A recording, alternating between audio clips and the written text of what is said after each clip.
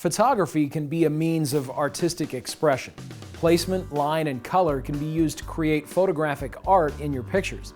These guidelines are meant to be suggestions, but every situation is different, so use your imagination and practice to develop your own style. As with any art, subject placement is key. The first step in subject placement is to define what your subject is. Once the subject is chosen, scan the surroundings and decide what you're going to include in the frame. Many times simple is best, so position yourself in a way that the subject is away from visual clutter. It's a good idea to showcase the main subject. You can make the subject stand out by adjusting the placement of the subject, the lighting, or the focus. You can even vary the background and foreground elements. Practice seeing what these different principles can do for your photos. Many times placing your subject off-center will give you a more aesthetically pleasing image. A great rule for most situations is the rule of thirds. The rule of thirds advocates dividing your viewfinder into thirds both horizontally and vertically, and then placing your most important subjects on the cross points. You should also consider the orientation of your photo. Do you want a vertical image or a horizontal image? Some subjects look better vertically and others horizontally. It depends upon the look and feel you're going for.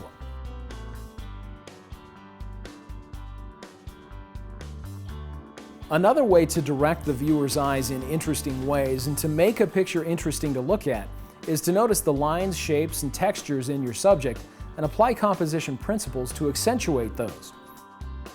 The use of lines can be seen in all works of art, but are very powerful elements in photography.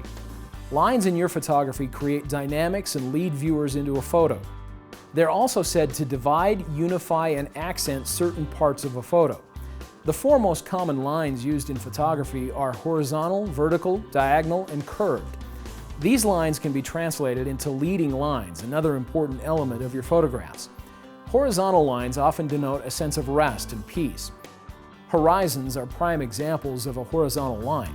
You can notice that many horizons give a calming and stable feeling, something you can capture in your photos. Generally, you should not place a horizon in the middle of your image. Instead, place them in the upper or lower third of your frame. Not only are horizons a good example of horizontal lines in photography, but you can also photograph numerous horizontal lines in one frame. These will create rhythms or patterns. Vertical lines often give a sense of attitude, strength, power, and growth. Skyscrapers and trees are good subjects to portray vertical lines. Just as with horizontal lines, the rule of thirds is important when applying vertical lines. Also, try to keep your vertical object in line with the side of your image. Vertical lines repeated in patterns can give a great impact to your photos, especially if they're contrasted with other shapes. The third common form of lines in photography is diagonal lines. Diagonal lines give viewers a sense of direction and movement through action. They also enhance a photograph's feeling of depth and perspective. Diagonal lines are useful in leading your viewer's eyes to your subject. Be careful not to split your photograph into two with a diagonal line from corner to corner. Intersecting diagonal lines going different ways add the feeling of action to your photo. And just as numerous vertical and horizontal lines add patterns to your images, diagonal lines do the same. Curved lines also create motion, but in a slower sense. They can also create a sense of continuous flow. A curved line can be a road leading into your photo. Leading lines can create energy and movement in your photographs and can be nearly anything: railroad tracks, a sidewalk, a river, or even a shadow. Leading lines should lead the viewer's eye to another point in the image. Eyes and body posture can also be used to create an implied line. The direction the subject is looking will create an eye motion in that direction. One of the strongest lines in landscape photography is the horizon line.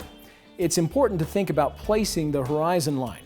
The horizon is where the sky meets the land. A great photo will typically show the most important subjects in the upper portion of the frame, where the eyes naturally want to look. But sometimes it works best to divide the picture horizontally by the horizon. You can move the horizon line higher or lower depending on your subject matter. In photographic art, lines can be used to lead the eye to the subject. Train your eyes to see and use lines in your photography. Look at these photos to find the lines. As an exercise, look for lines in your favorite photo book. This will train your eye to see lines as the pros. Perspective can be a powerful tool to use in your photography. If you find an interesting subject, make sure to take pictures of all angles.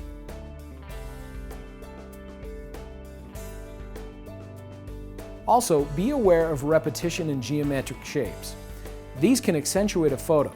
Again, these guidelines are meant to be suggestions, but every situation is different, so use your imagination and practice to develop your own style.